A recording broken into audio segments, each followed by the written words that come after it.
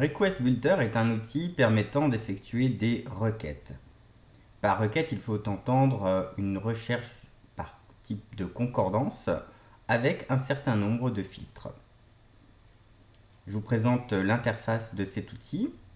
L'encart module permet de choisir dans quelle version vous allez effectuer votre recherche. Ce peut être une version ou carrément un outil propre à Request Builder. Ensuite, filtrer par corpus. Si ces corpus ne sont pas suffisants, vous pouvez préciser vous-même votre recherche. Saisissez une série de livres en français, les titres complets, par exemple Matthieu, virgule, Marc, virgule, Luc, donc séparés par une virgule en français. Ça vous permet de filtrer plus précisément. Ajouter un mot avec ou sans l'aide d'un assistant. Ajouter un mot avec morphologie pour filtrer de manière grammaticale. Exclure un terme comme son nom l'indique. L'encart opérateur, très pratique pour éviter les fautes de logique et préciser vraiment votre recherche. Livre, chapitre, verset, je vais l'illustrer de suite. Prenons le texte grec standard et consultons par exemple Matthieu, chapitre 24, verset 14. Donc là, vous voyez, nous n'avons pas fait une recherche de type concordance, mais bel et bien une requête, puisque nous avons demandé à BibleParser, du moins à Request Builder, de trouver un passage qui réponde à ces trois critères. On aurait pu aussi dire, le verset, que le verset soit compris entre 4 et 10.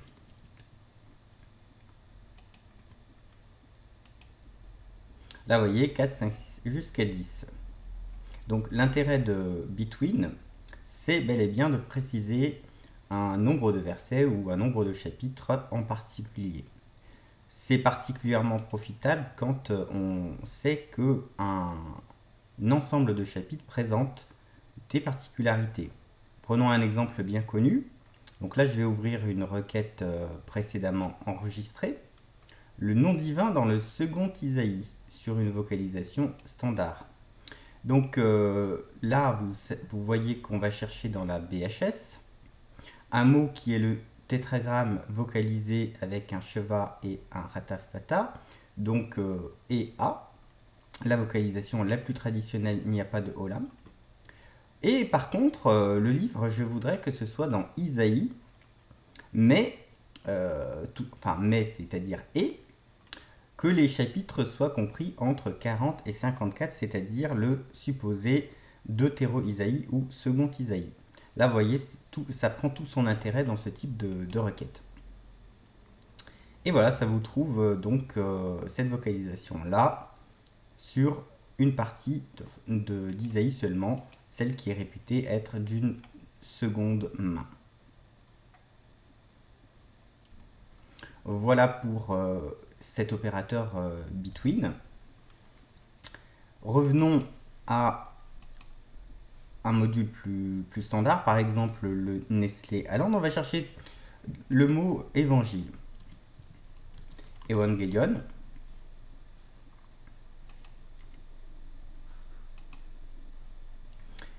Je ne vais pas mettre de filtre morphologique. Et ce Evangelion, j'aimerais qu'il soit aussi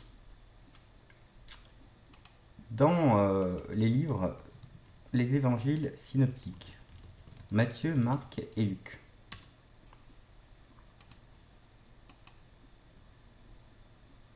Alors, ma recherche s'affiche. Et là, je suis un peu étonné parce que je ne vois pas l'évangile de Luc. Ça veut dire que le mot évangile ne figure pas dans l'évangile de Luc. Alors, est-ce qu'il y aurait des termes approchants? Pour cela, on peut consulter les dérivés.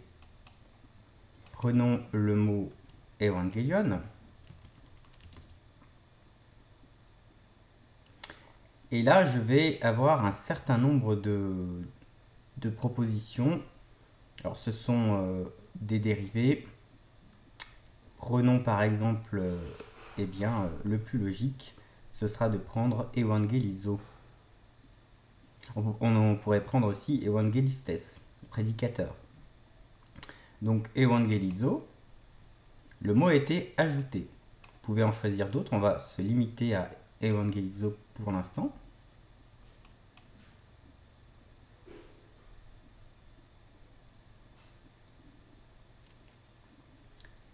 Et là, la recherche, c'est voulu, s'affiche aussi avec la partie française. Comme ça peut vous aider à voir le parallèle entre le texte grec et le français, la traduction.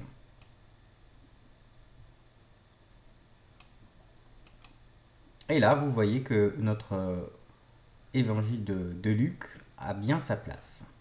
Donc, ce n'est pas qu'il n'emploie pas ce terme, mais c'est qu'il l'emploie plutôt avec un verbe. On peut aller plus loin et consulter le champ sémantique. Prenons evangelizo. Donc informer, annoncer, je vais prendre déjà ce verbe-là, plus je vais prendre kérisso, proclamer. Et pourquoi pas erugomai, proclamer. Je pourrais aussi tout sélectionner.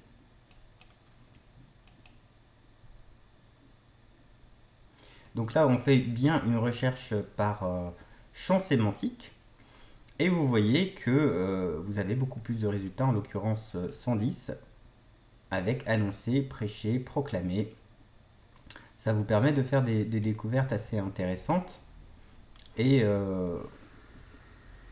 passer au-delà, on va dire, d'un premier étonnement sur l'absence d'un mot dans un corpus.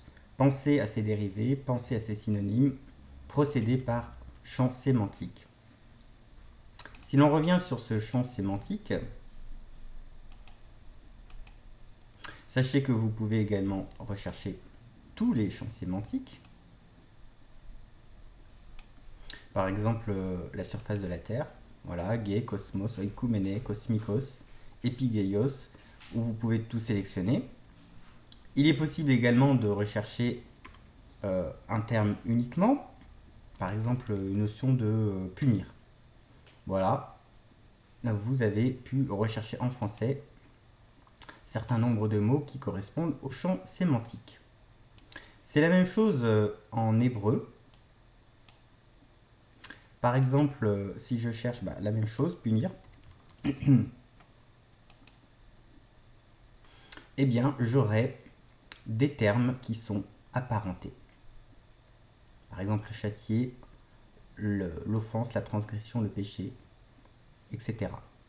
Prenons par exemple Moussard.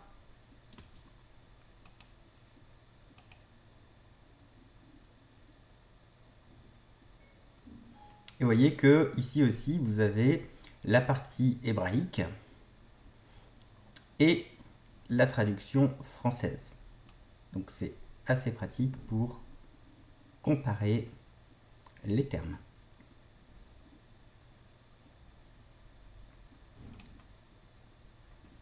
Voilà, je vous ai présenté les dernières nouveautés introduites par la version 715, dérivés, synonymes et champs sémantiques. J'espère que ces nouveaux outils vous permettront d'aller plus loin dans votre recherche biblique.